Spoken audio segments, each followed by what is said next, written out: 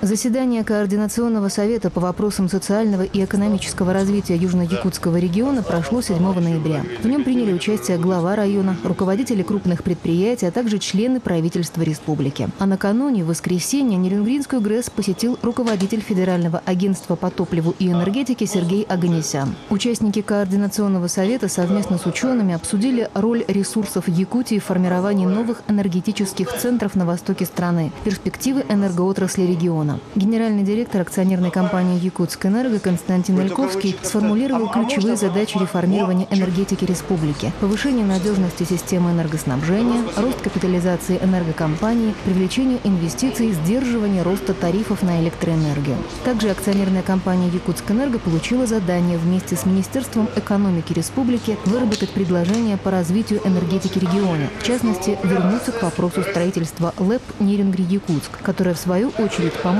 достроить железную дорогу от Тамота до Якутска. Все это предполагается осуществить не без помощи федерального центра. Сергей Оганесян, как его непосредственный представитель, в целом отметил, что колоссальные ресурсы Якутии, а также хороший кадровый потенциал дают возможность дальнейшему подъему и развитию промышленности в регионе и обеспечивают реализацию долгосрочных проектов в энергетике. Кроме того, Сергей Арамович заявил, что Федеральное агентство по топливу и энергетике будет инициировать проведение в Нерюнгри производственного совещания с участием Министерства экономразвития России.